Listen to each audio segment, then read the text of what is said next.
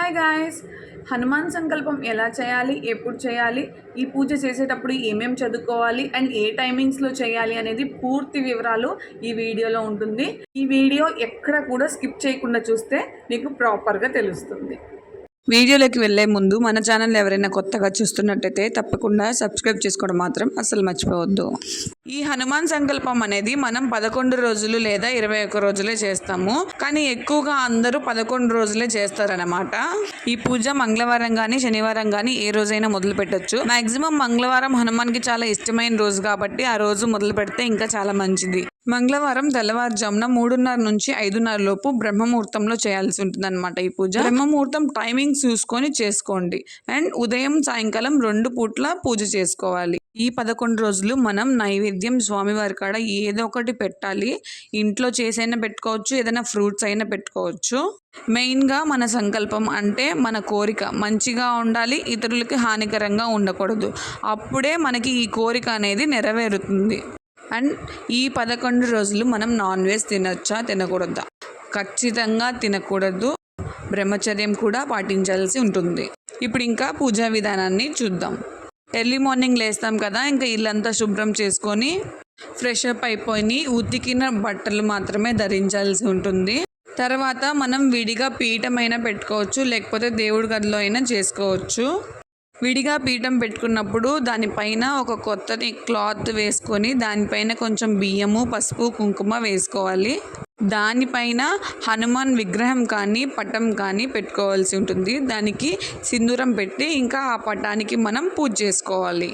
ఇంకా ఆ దేవుడి గదిలో కానీ పీఠం దగ్గర కానీ రాగి చెంబులో వాటర్ పోసుకొని ఒక సైడ్ పెట్టుకోవాలి. ఈ పూజ చేసేటప్పుడు ఏమేమి చదువుకోవాలి అంటే, పూజ చేసేటప్పుడు ఫస్ట్గా రామనామం 11 సార్లు జపించాలి. ఆ తర్వాత మనం హనుమాన్ చాలీసా కూడా 11 సార్లు జపించాల్సి ఉంటుంది.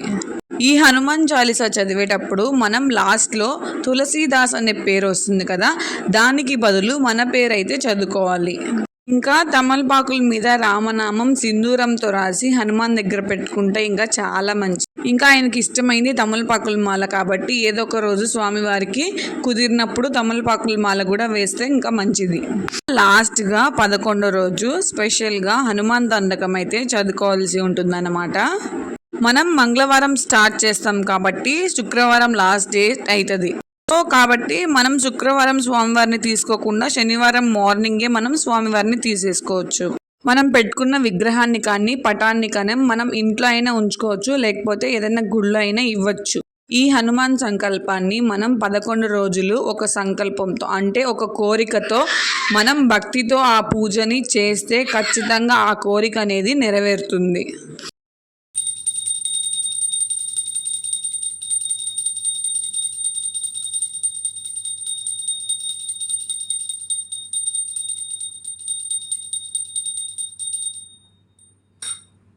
ఈ 11 రోజులు మన నోటి వెంట ఎలాంటి బ్యాడ్ వర్డ్స్ కూడా రాకుండా చూసుకోండి, బ్యాడ్ థాట్స్ కూడా రాకుండా చూసుకోండి.